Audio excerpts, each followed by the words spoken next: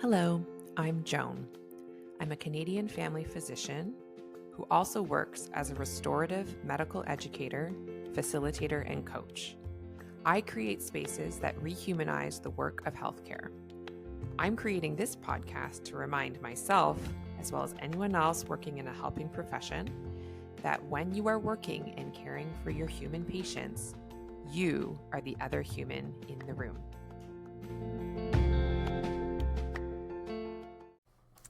Hello there, healthcare humans. Thank you so much for coming back for another episode of The Other Human in the Room.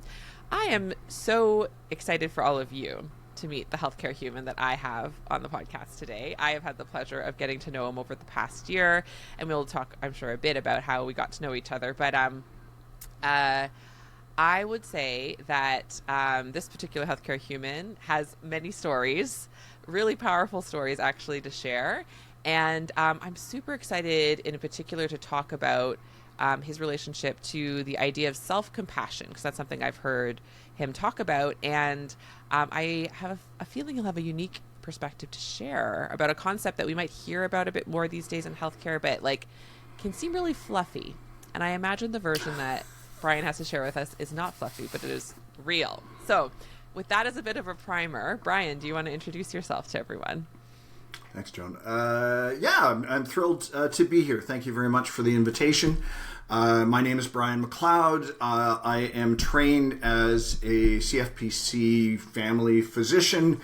Originally cut my teeth as a rural doc in Northern Ontario, so in a place called Marathon, a town of about 3,000 people. For about 6-7 years, and then I have since gone over to the world of subspecialty focus, whatever they call it for us. So things like I was director of palliative care in Thunder Bay, Ontario for a number of years, and then at one of the institutions, and then spent the last part of my clinical career as director of chronic pain, medical director for chronic pain, at St. Joseph Care Group, again in Thunder Bay. Through all of that, I have been involved in education. So I have been originally under McMaster. So in the days before our medical university that's here now, was medical director for faculty development then, and have been an associate prof at NOSM since its opening, or at least started off as whatever assistant and am now associate. So that's kind of all the different hats I wear. Ironically, it's not the hat that we're here to talk about today. So but that's my medical that's your resume background. Yes. That's the resume. Well, how about share a bit then about the self-compassion piece, what that Sure. looks like in terms of especially sort of the external facing part of that. So I mean the how I came to self-compassion is through actually the path I just described. So I was a rural physician, loved rural medicine, loved still the 80-hour work week. And people hear that, I think, and probably think that that's not a real number. But I was doing 1 to 2 24-hour emerge shifts a week. So that is 48 hours right there, and then you're doing your clinic and the other responsibilities on top of that. Father of 3, I had injured my back when I was 21 as a beach patroller, and was great as long as I was taking care of myself and, fit and that kind of thing. But as soon as the compilation of an 80-hour week in parenthood took hold, I spent much less time on myself. And eventually, I had herniated 3 discs when I was 21, and they had kind of minded their own business and been good up until I'd actually had pneumonia. When my kids were young, I was out on Halloween. It was a Thursday night, and I was really short of breath going house to house. Next day, I had one of those 24-hour shifts. I was very short of breath going room to room. And we used to go up in between the acute care that we did on call in the primary care clinic. We would go up to the hospital and see whoever was waiting for us during lunch hours and other breaks. And so I would head up there. And anyway, it turned out I just went in, gave myself an x-ray, bilateral pneumonia. Still had another 18 hours of call to do. Finished those up. Had another 24 on the Sunday. Got two hours picked up by a colleague so that I could rest a bit in between. But so it was 46 hours, not 48 in that weekend. And that coughing seemed to have really irritated my back. Anyway, long story short, I had to take some time off. I took 2.5 weeks off, but in a small town where you're doing a quarter or a fifth of the on-call and just all the physicians in that town were working super hard when I was well. So I took about 3 weeks off, but needed to get back to work. So I stood to see my patients and I laid down to do my charting. And I managed that for about 4 months until I did a month of obstetrics. I was never home before 11 o'clock at night and never for more than 2 hours at a time. And my back said, okay, you're done. So I actually tried to convince myself that this thing called cauda equina was just muscle spasm. But overnight lost use of my legs and had urinary retention, etc., etc. So had emergency surgery and was truly laid up. And you can't be a rural physician and not do it all. So we moved to Thunder Bay. And that was the beginning of the process. I actually ended up having 3 more surgeries, just a couple of years later when I was back to working the 60, 70 hours a week in my director of palliative care role. Anyway, flash forward about 10 years, in 2019, my counselor, I was seeing a mental health counselor because I am well-rounded, and add it to your resume. Yeah. And she said, have you heard of this thing called self-compassion? And I was like, what are these words doing together? We don't put words of self and compassion together. We have compassion for others, but we don't do compassion for ourselves. Yeah. So I actually went away for my own health. I had been the only full-time chronic pain physician in Northwestern Ontario for the better part of 8 years. Was trying to uphold a number of different programs, again, was pushing myself. And the background here is probably the most important thing in all of that from a context standpoint is I am not alone.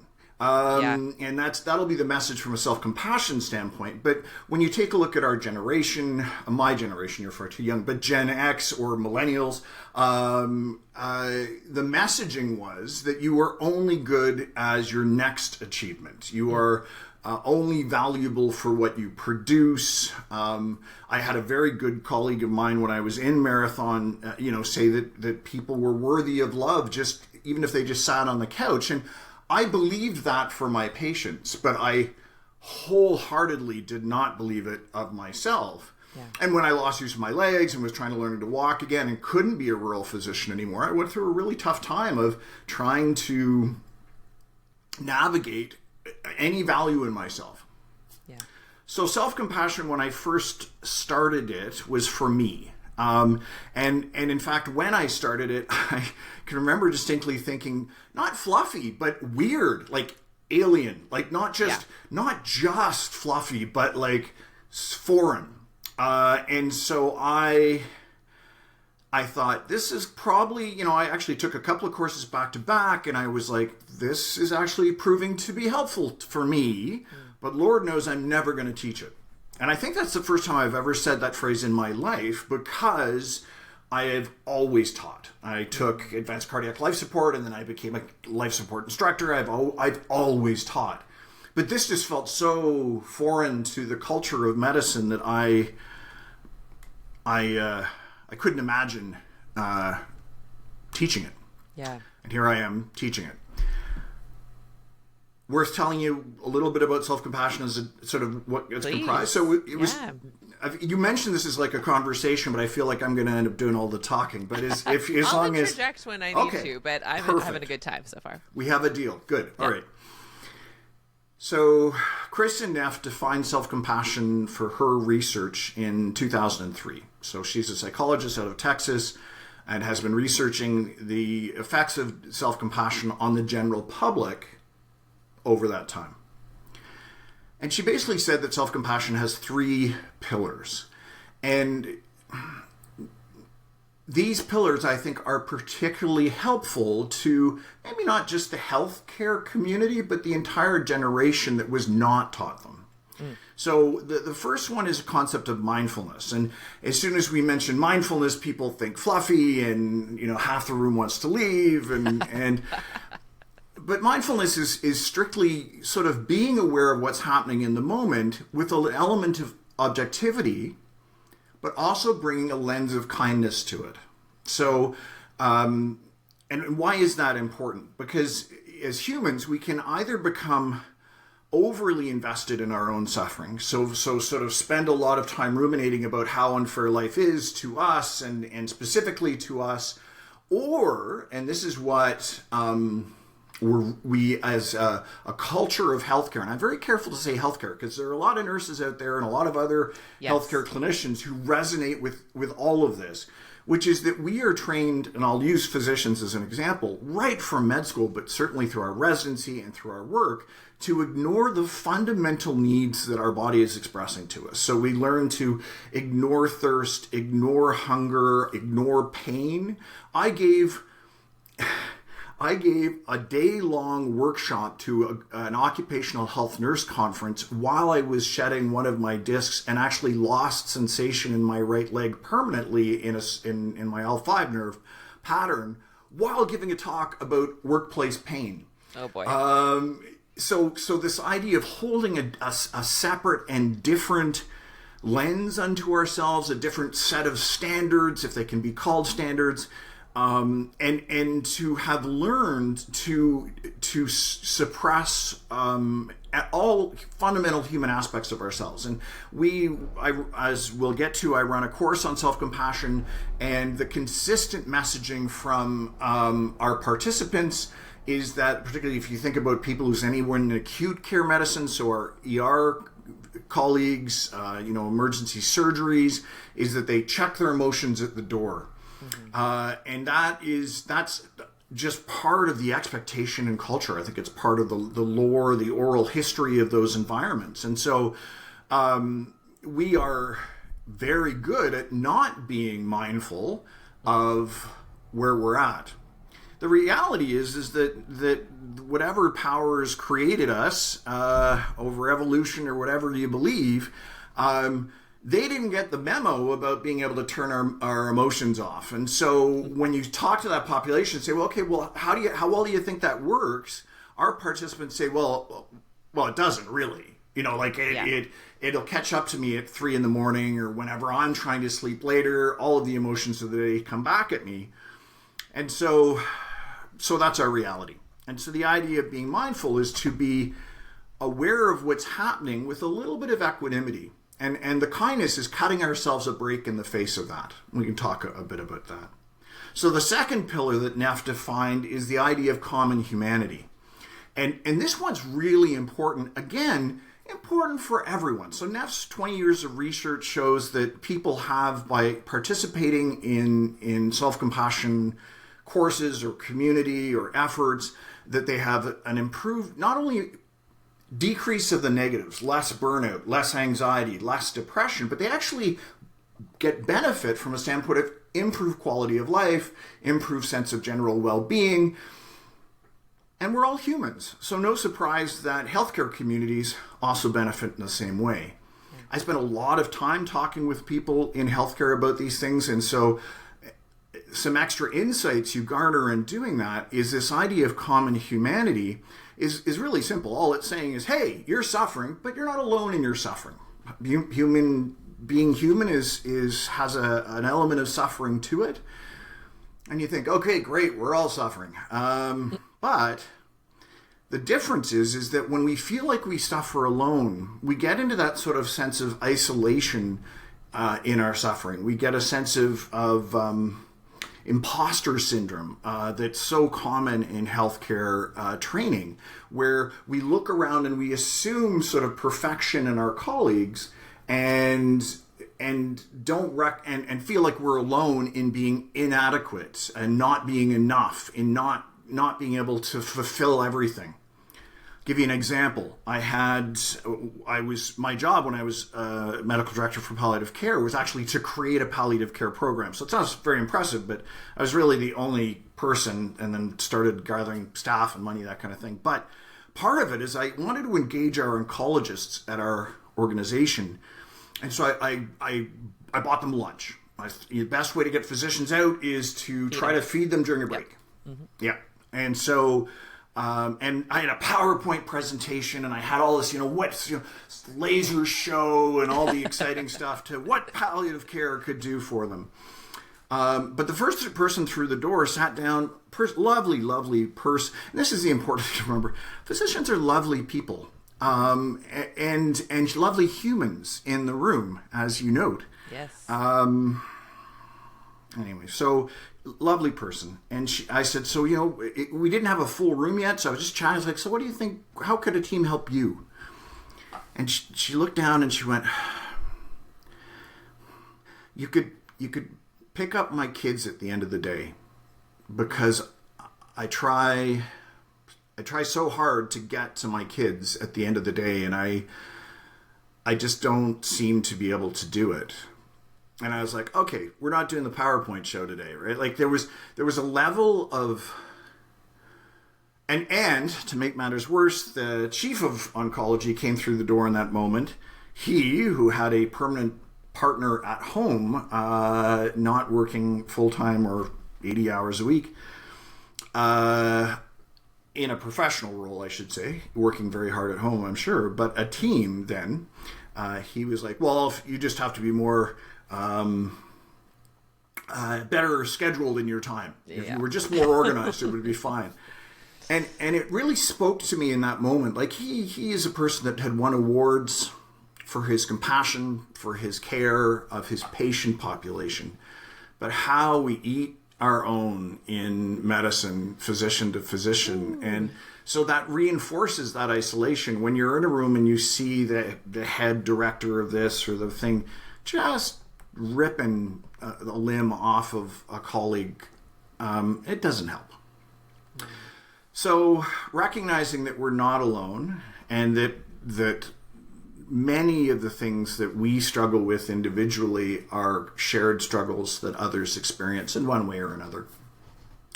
And then the final thing is self-kindness. And I think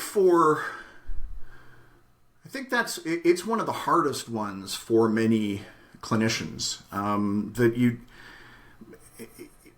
to just be gentle with ourselves, to hold ourselves as humans and not hold ourselves to some unattainable higher standard. So when we're doing work together, and say doing a reflection on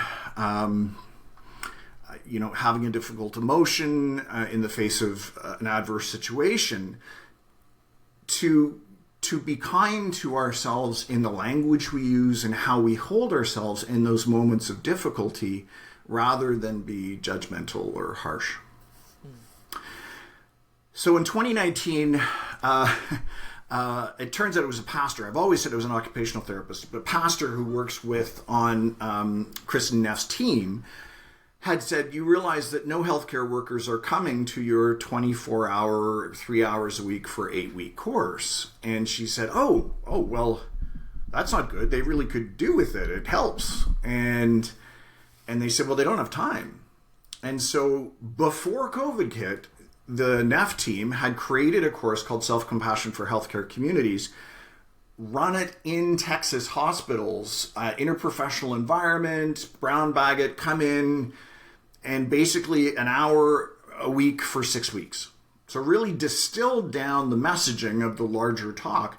And importantly, all of this messaging, really, when you get down to it, is just about, can you hear a dog barking in the background? Good. It's okay? Yeah, that's it's all good. Just part of life, right? Part of life. Okay.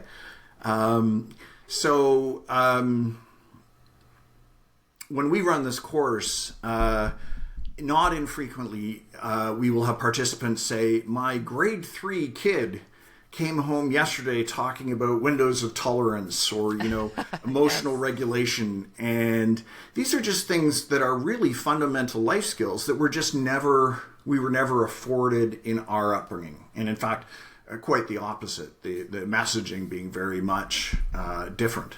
Yeah. So they had great success. They are researchers. They ran this course. They showed improved, like decreased burnout. All of the metrics were reassuring. But their qualitative work, everyone said this was great. I wish I had it as a student. So in their publication of their findings, in the discussion, they said, if anyone has access to medical students, could you run it for them? And so the evidence shows, when you take a look at sort of North America as a whole, that about 50% of medical students will experience burnout during their time in medical school, much less residency. The numbers in residency actually go up from there. Yeah. Our exit studies at the Northern Ontario School of Medicine, at least in like 2017, 2018, pre-COVID again, where something like 75% had experienced burnout in the course of 2 years of family medicine residency. I can remember when I trained, they did a study and showed that the quality of life of a third-year internal medicine resident was worse than that of someone who was on full-time dialysis. What a comparison. Yeah. Wow.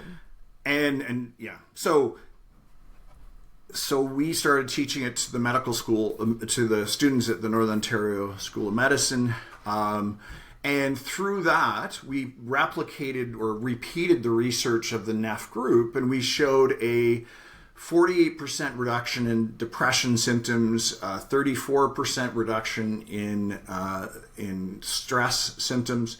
And that just has to be how stressful med school is, right? We can reduce your depression, but we're not going to reduce your stress. But it was still significant. And that sort of lasted out to 3 months. We couldn't really track them much further than that. But from that, we ended up being part of the curriculum for residency, and then started teaching originally faculty, and then just broadening it out to physicians across the province. Can I tell you one more story around that evolution? Yes, yeah? Okay. Please. We started teaching, when we started teaching faculty and physicians, if we just came to a community and said, hey, we've got this mindful self-compassion course, come on out, we'd get about 10% of the population. And the reason for that is that people have heard of mindfulness, maybe they're already on the side that says, yeah, that might be of interest to me, or they are outright, maybe they practice something. Then one of our scientific planning committee had the great idea to link our course to be the goal as part of the so the College of Physicians and Surgeons of Ontario, for those listeners who don't subscribe to them, they license us, and we have to renew our license. And every 5 years, we kind of have to do a project to prove our ongoing worth. And so we tied our course to the goal, and the CPSO offers something where every physician in a facility can do the same goal together to foster community, common humanity, and whatever that goal looks like. But our course could be one of them. So we went from 10% of the physician community to 100% of the physicians at a given institution coming out. But what that meant, and the reason I bring this up, and I love it, is that every time we run this course, and we've done it for quite a few hospitals across the province, is we will get one or two people at the beginning who come up afterwards, digitally come up, because we were doing all this virtually, at the end and say, I just want you to know, I'm not really into this fluffy stuff. Yeah. And that is, what made me smile when you introduced this was exactly the phrase I hear all the time. None of this fluffy stuff. So I'm just here for the credits. So I don't want to be dishonest about this or disingenuous. But, I'll come out. But I just wanted you to know.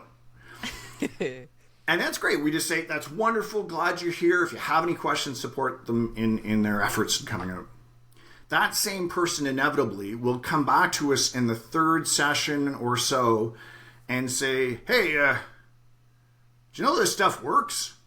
And then we can say, yeah, that's why we do the research, blah, blah, blah. What we teach in the course is, I think a lot of people think it's going to be like, here's your pillow. And, there's that sort of mindful-based stress reduction where you have to do 45 minutes of meditation every day. Meditation is great. Most physicians I know don't have the 45 minutes, right? So these are 14 kind of life skill tools that are all evidence-based that you can use at the bedside, at the nursing desk, to sort of ease difficult moments, to be with difficult moments in different ways. And again, it's all sort of science-based stuff. So we know that the simple act of holding your own hand underneath the desk while you hear a really difficult history, that releases endorphins and oxytocin, and is kind of like being cuddled by a parent, only you're doing it for yourself. And if it's just 3% of our processing power, because I think physicians often worry that if I'm taking care of myself, I'll be not as good a doctor. And the evidence actually is quite the converse, that if we take a moment to resource ourselves or concurrently resource ourselves while we are with our patients, allowing for there being two humans in the room, we are actually better physicians. There's good evidence for improved compassion and compassionate care. Reduced burnout means that we're able to remain connected and still feel resourced.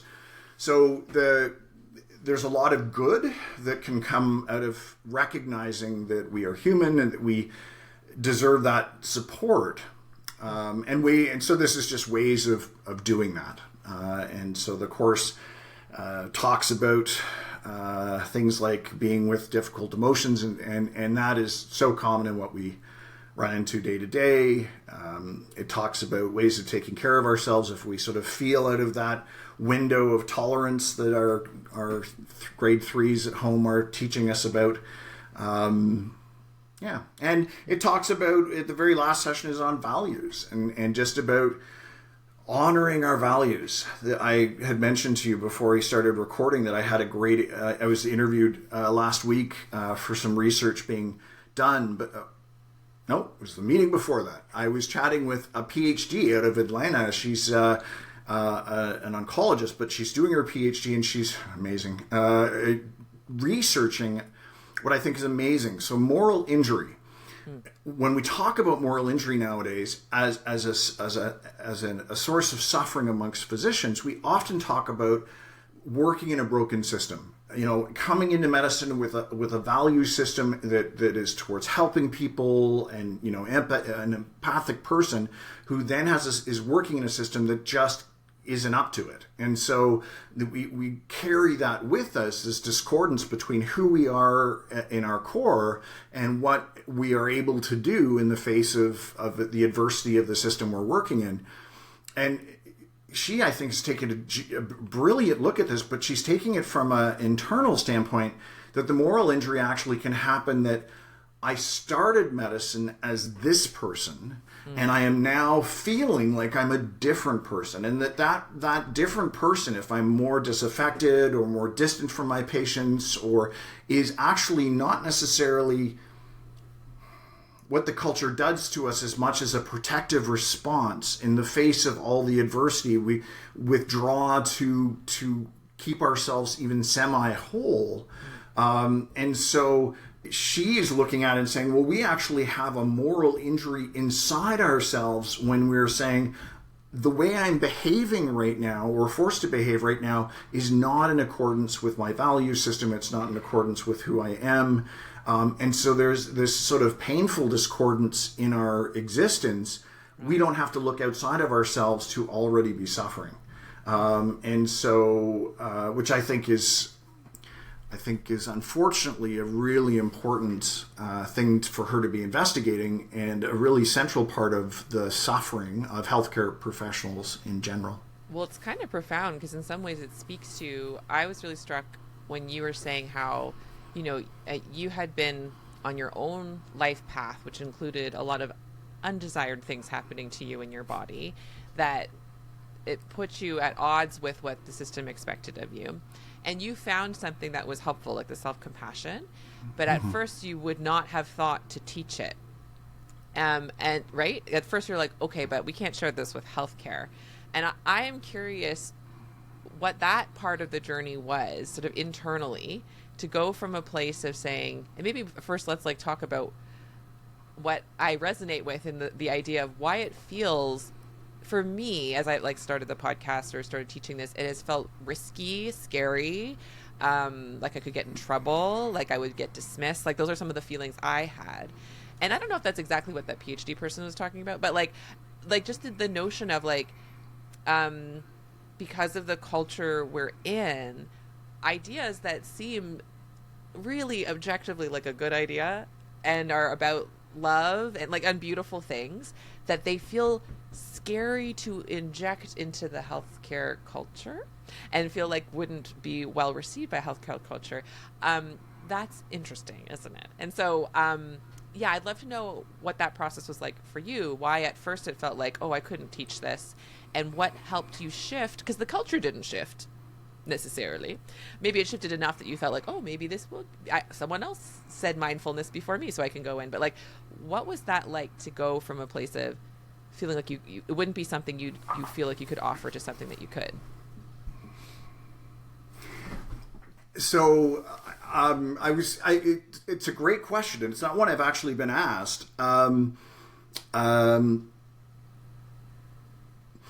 So what happened was COVID happened. So just prior to COVID, I had taken this 24-hour course on my own, just because for my health, and the shorter course didn't exist yet, and then COVID happened, and I happened to be on top of the medical director for chronic pain, the medical director for a thing called ECHO Ontario, which was, or ECHO Ontario North, I should say, where we were doing weekly sort of video rounds on chronic pain.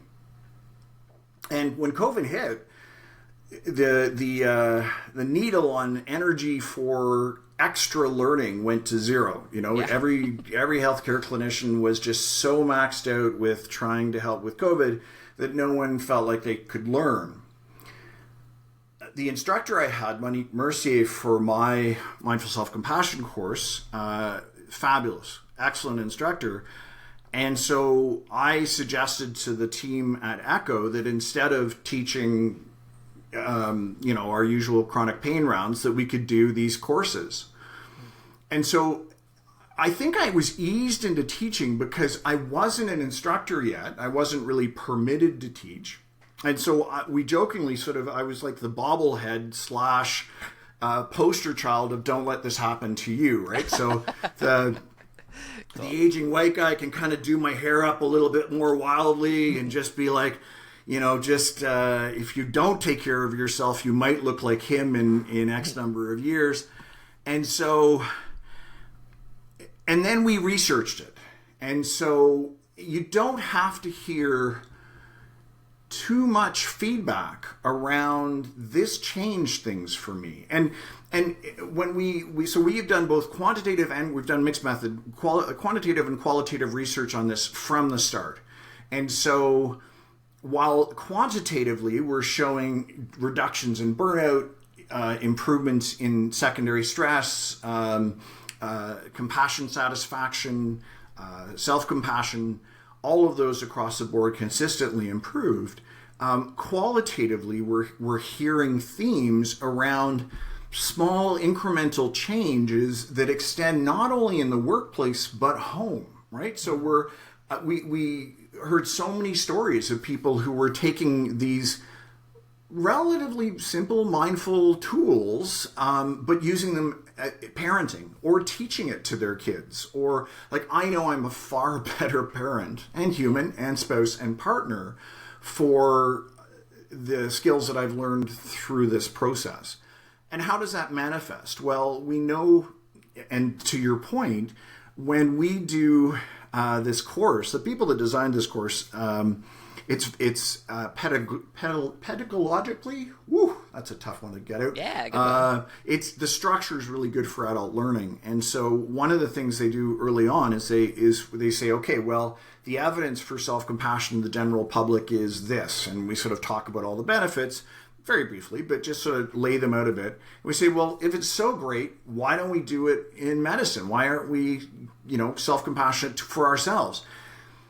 It's a very interactive course, and as I said, it's online. So the chat lights up. We've had interaction up to a point, but it just lights up, like with all the reasons why, as a healthcare professional, we're not self-compassionate in the work we do.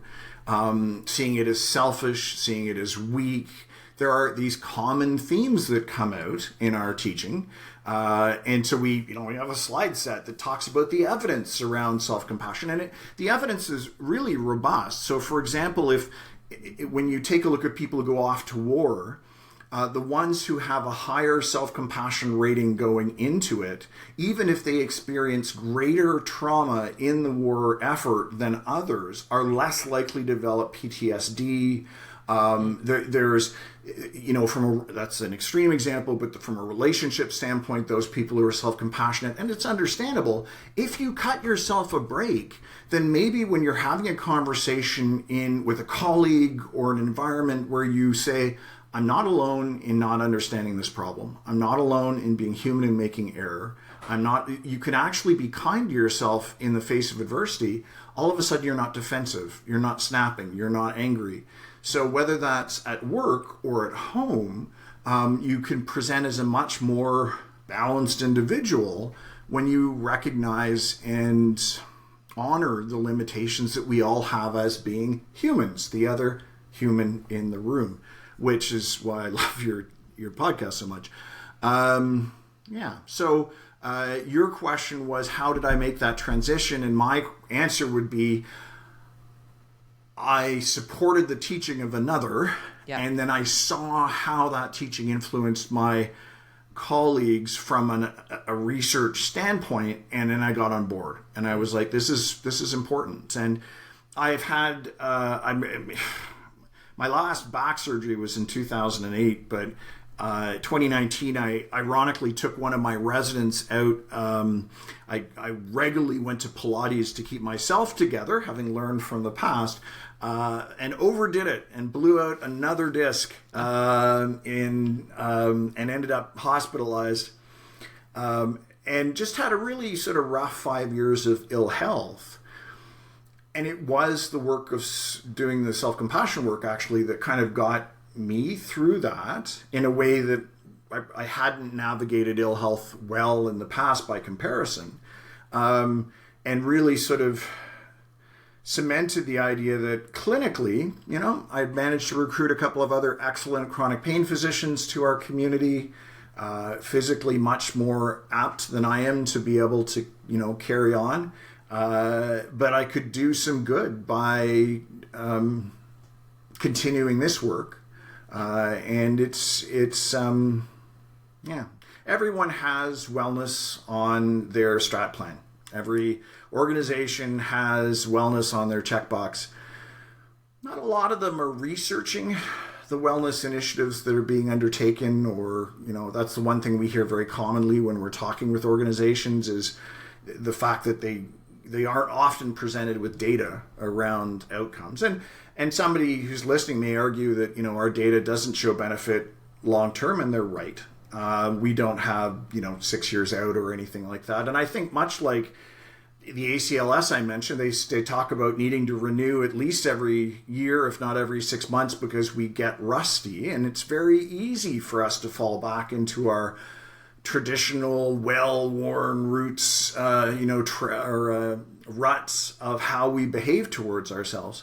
So it is something that requires practice, and that's why they call it a practice, I guess.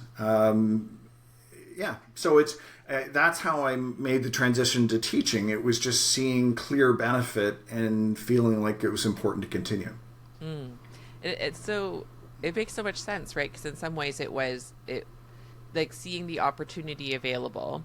And I think, I mean, COVID shifted so many things. It definitely would like shifted things for me. Like suddenly, in some ways, everything was wiped clean in a way where it's like there wasn't space. But then now you see the opportunity for something new. That's something that actually was so beneficial to you. I think a lot of that conversation got to shift a lot quicker because of like the catastrophic thing that was happening at the time. And I just love that you took that opportunity and found your way into it. I think that's really cool. As you're mentioning that, it wouldn't. Importantly, I'd mentioned Monique Mercier, but I haven't mentioned that I in fostering a research ethos in what we do, brought on every year a couple of medical students. So they're always looking to publish or whatnot before they are matching to residency, and there's that opportunity to do some research. And wellness is important for them. Like we talked about, the rates of burnout in medical students is enormously high. Not to mention, I mean, I was approached by a national mental health organization who is doing a suicide education program. So they're creating educational materials. And initially I was approached from a standpoint of, whether it's because I have the CFPC or CCFP kind of designation or what, but I emailed them back and I said, this is great. If you want to address suicide in the population at greatest risk for suicide, then you should send the tools to the patients and have the patients bring the tools to their physicians and teach their physicians about suicide risk. Because the rates of suicide, particularly during COVID, so during COVID, the suicide rate amongst male physicians was 60% higher than the male matched male population. Amongst women, it was 270%. And I think the reality there, and the data shows the reality there, is the lack of supports and the role stress for women. So it's not that in any way women give childbirth, right? We know who the stronger sex is, but it was all the additional pressures placed on female physicians. It's been really wonderful to work with a cohort of students who bring that student energy. But hopefully we now have alumni from our team that are going on to do residency and whatnot. And hopefully we'll see that they continue to, after getting through the stresses of residency, start to think about wellness again and maybe collaboration.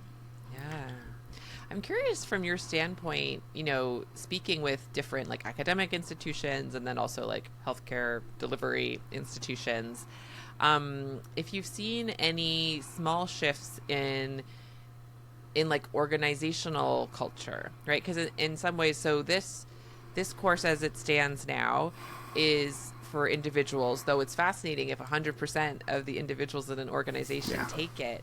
And nothing changes overnight unless it does, like with COVID. But like, I'm curious if you've heard examples where not only are folks taking it on as a personal practice, but if they've shifted anything about how they practice with each other in academic settings, whether it's how teaching is delivered, how healthcare is delivered, how they treat each other. Because as you say, we are very much trained to eat each other alive, as opposed to practicing.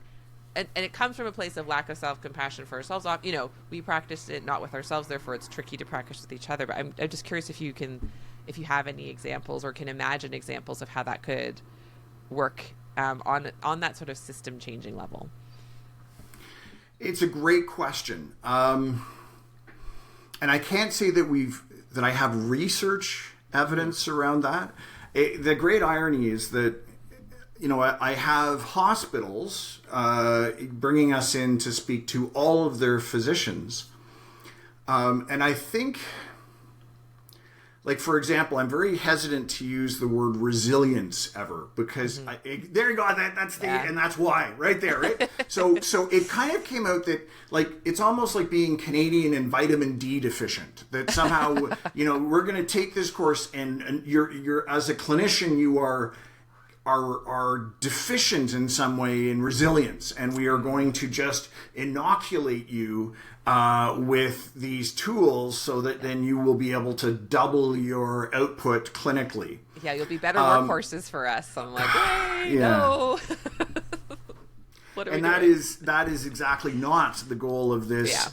The course. So the idea of the course is to really reconnect with our humanity, with ourselves, with our bodies, with our emotions, to recognize our limitations, to honor those. We do a session on equanimity where we talk about everyone being on their own life journey, and it's one of the sort of reflective exercises that we get the strongest response from. People print the reflection off and hang it in staff rooms. So as an example of reminders of, you're facing someone who has a horrible story and you desperately want to help, but they are on their own life journey, and you'll do what you can, but you have your own limitations and the system's limitations. And so we have a lot of data around, and aggregate data around groups of people and how they benefited, and then, aggregated themes in their qualitative research.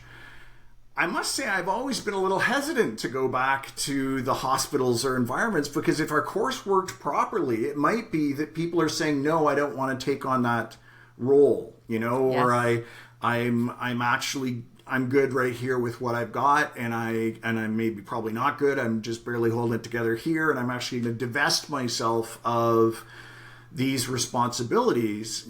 I've not part of this course, but for a long time I've often thought that our healthcare system is predicated on having unhealthy doctors and nurses and other, that ethos of self-sacrifice is not only damaging, but is really what the system needs in order to be able to continue.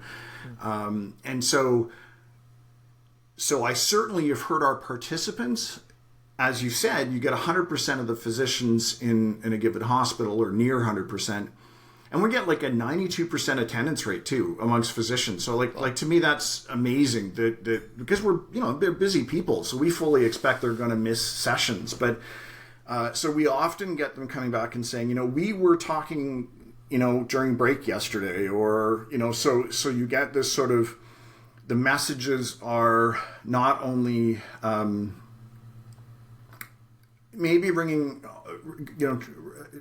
being driven home individually, but people are comparing notes in between. Cool. And what I think is a real strength of the program is that the changes are a bit insidious. So we will have ER docs very clearly say, or nurses, I'm going to check my emotions at the door, and they say, okay, I'll try these tools out someplace else, but I will not, I won't be able to try them at work. And then about 2 or 3 sessions later, again, they're coming back and going, so I was using the tool at work. Which is, and you just kind of nod and smile, but it's because it's nothing momentous. It is,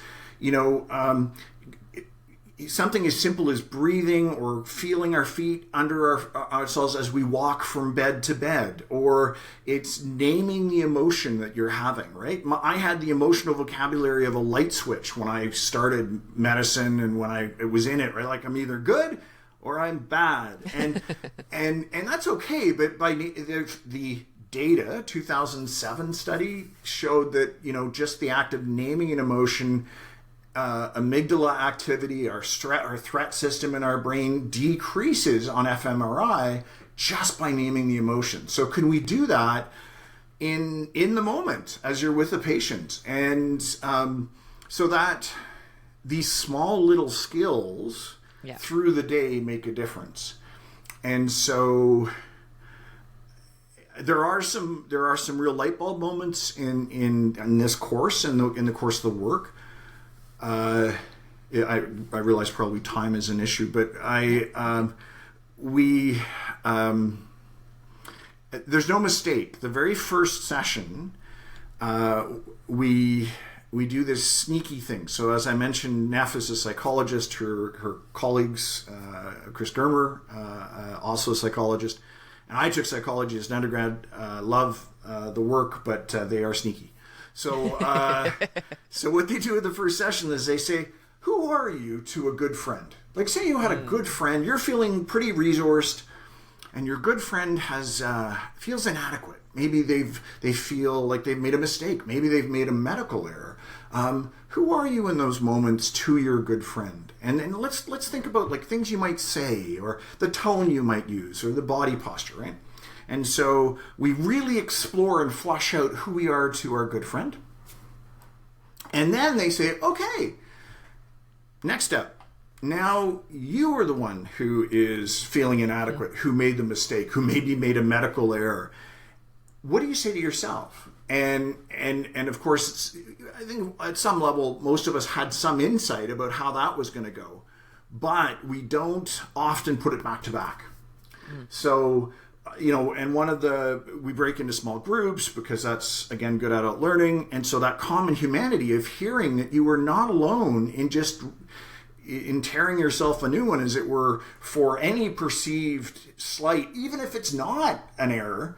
And to hear that it's common, right? The data shows, NEF's data in 2016 said that it was 78% of the general population is harder on themselves than they would be a good friend in the face of that adversity. Yeah. We've replicated the study and done it with medical students, showing 89% of the medical students versus the general pop are harder on themselves. Again, not a huge surprise. Study I want to do a little bit more of, just from a standpoint of curious about the rest of the population, or healthcare worker population. But the point being is that it's a light bulb moment for many participants. They go, I had one physician come back out of the small groups and just say, I'm a real shit to myself. And that sort of said it. But what happens is they then go through the homework. There's no homework from the course, but through the next week, maybe be aware of how we're treating ourselves in comparison to how would we treat a good friend in this moment. And so the light bulbs go on through the week, and people come back at the end of the week and they say, I realize that I'm all day berating myself for these perceived inadequacies. And I don't think I was really as mindful, really as aware of the extent to which I'm hard on myself, to which I'm beating myself up. And certainly not who I am to a good friend in the exact same situation. And if at the end of the course, a person who takes it is just aware of that and maybe treats themselves more like a good friend, that's a huge ripple effect change in their day-to-day life. Yeah. So you asked about system change, and my hope is that through this work, people, in pairs, or that there's a little bit of empowerment, because once you know what you need, Nef has gone on to write a book called Fierce Compassion, which was actually more of as she describes it, more of a feminist thing in response to Trump and Hillary and their debates in 2016 again. But once you know what you need, how do you act in the world, either what you need or what you feel strongly that others need in the way of advocacy? How then do you act fiercely in the world to state those needs? Yeah. And it's that alone is very empowering.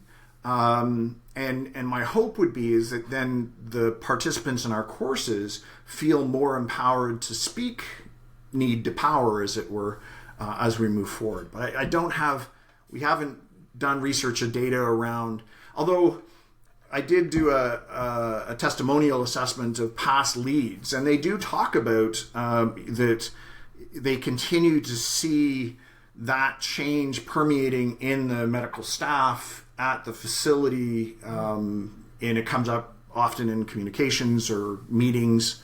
Cool. Yeah. That's huge, right?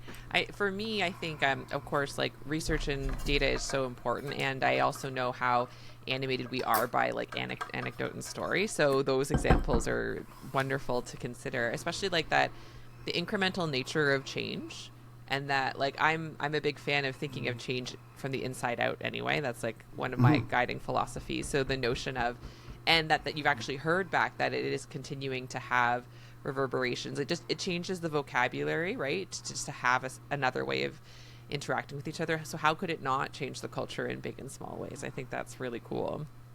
So in our final moments together, Bryan, I have two questions. We'll see if we fit them both. Sure. So the first is, whatever you feel comfortable sharing, I would love to know where are you at with your own self-compassion practice? Like, where's your growth edge these days? What do you find still tricky, and what do you find easier as you've been practicing this for some time? What would you like to share about that? It is a process. And I mean, as I mentioned at the beginning, I'm 25 years into my career and a lifetime, 56 years into the messaging around self-worth coming from productivity. And so there's... I got hit by a car about a year ago, about 15 months ago. And ironically, by one of my patients from 20 years ago, got out of the car. They were like, I was just on my phone for a second. And then they looked up and were like, Dr. MacLeod used to be my family doctor. Brutal. Wow. Yeah. So after having largely recovered from a lot of ill health and self-compassion having been an important part of my sort of mental health recovery, I suddenly found myself physically incapable in a way that I haven't struggled with in a while, and importantly with a rather severe concussion. So mentally and physically incapable at the same time, which is not something I've run into. Usually if I was physically unwell, I could lean on myself cognitively. Yeah. So I think in those moments where we're depleted, and whether that's just, coming off a really long shift, a really emotionally draining shift. There's so many examples in medicine where you don't have to be hit by a car to feel like you've been hit by a car. And so the tendency, I think, for all of us in those moments is to fall back into our typical ruts and patterns. And so for me... what I find is it's much like I joked about, or I didn't joke. I've got my Pilates flag waving around back health and Pilates. So what I found is that, as I mentioned, 5 surgeries. The difference being is that once I started doing something that was taking care of myself, in this case Pilates, when I'd have the setback, when I'd have a surgery or other things, my recovery was quicker. Like I might fall into a physical pattern that was to do with the back pain, but I could reorient myself quicker, faster, literally get off the floor more efficiently. And self-compassion has provided that same thing for me, where it's immensely freeing to be able to celebrate human error in what we do. I mean, yes. I, like you doing these interviews, we run all of our stuff on Zoom, and when stuff doesn't work, sometimes it doesn't in computing world, you're able to look and go, well, I'm just kind of modeling a self-compassion moment right now where things aren't working as planned, and I'm going to be gentle with myself in that moment rather than berating myself or feeling frustrated or whatnot. And so it's my ability in the face of having just had an ankle reconstruction and being on weight bearing and all the stuff is to be able to name my emotions better, to be able to be more mindful of it used to be that sometimes pain was the last indicator that I was push myself to my physical limits. The first indicator was being an asshole. So, yes. So, do I have mindful signs I can pick up on to spare my family that suffering? And all of those pieces, the ability to transition out of really being a clinical physician. This last bit of ill health is kind of, I'm at peace. And I never thought as a physician that I could ever be at peace with not being a physician anymore. It's so much intrinsic to our identity and to our sense of self-worth and whatnot that, so I would say that it's the skill set that I continue to work on and to practice is foreign, fluffy, alien, not part of our training or generational culture, but very stabilizing, very healing, very permissive from a standpoint of just letting you need and that's okay. And that's been probably a greater source of strength than anything I've learned otherwise in life. I mean, if that's not the best sales pitch for self-compassion I've ever heard, honestly. So beautiful, Bryan. Thank you so much for everything that you've shared. The last question I always ask on the podcast is, like, considering our fellow healthcare humans listening in and knowing that many will be relating to being in a place of feeling that moral distress, that burnout, feeling like their colleagues are out to eat them and they're out to eat their colleagues or whatever, like, but perhaps are intrigued by the notion of self-compassion, find it still fluffy, but have learned something over the course of our conversation. What words of wisdom or encouragement do you have for them? Whatever comes to you. It's, again, not going to be the totality of the advice you could give, but anything you'd like to offer them at the end of our conversation. I encourage them to read the title of your podcast and to allow that reality to seep in, that they are human. And despite being amazing humans, potentially, but they're humans. And to be gentle with that human in the face of significant adversity right now. I can only imagine what it is to be in healthcare in the States at the moment. No kidding. And that's, I mean, Canada's pretty tough too. So to just cherish and protect the human that they are. Oh, that is very touching. Thank you. I hope all of you can really hear that and take that in as much as you're able to in this moment. But I'm grateful to have colleagues like you, Bryan, still working and supporting our fellow clinicians in this field. I think, like, what you're doing is culture changing. And so thank you for doing that. And with that, I guess, how, if people are intrigued, say they're like, oh, I want to take this course, like, how would they find you and learn more about what you can offer to them in terms of the self-compassion course? Sure. So there actually, self-compassion is taught internationally. So Right. Your international audience will be able to find something local in their own language from a self-compassion standpoint. And the Self-Compassion Healthcare Communities course is also provided internationally in many languages. So that is all through the Center for Mindful Self-Compassion out of the US. So you could just search that in your favorite search engine. If you're trying to find me, our website is mscnorth.com.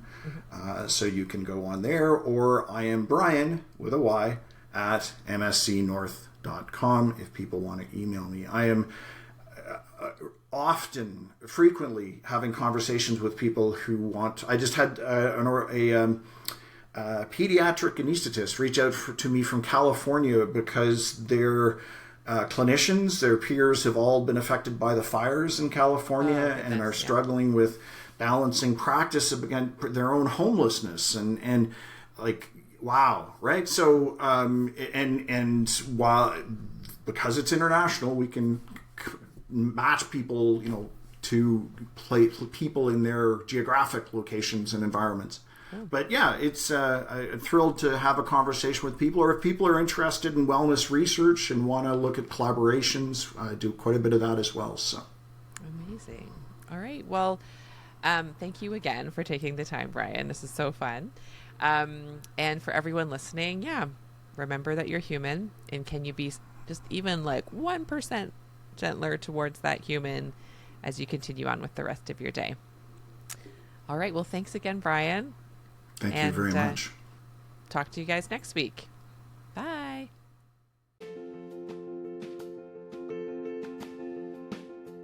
I would love to take this work deeper with you. Visit joanchanmd.com today and discover my growing menu of options for restorative medical education to suit your learning needs. I offer one-on-one coaching, customized workshops, and self-study courses that allow you to connect not only with my work on a deeper level, but also with other healthcare humans just like you. So if you want to start humanizing your work in healthcare to a deeper level and do it in community with others, please visit joanchanmd.com and find those options and what fits you and your life today.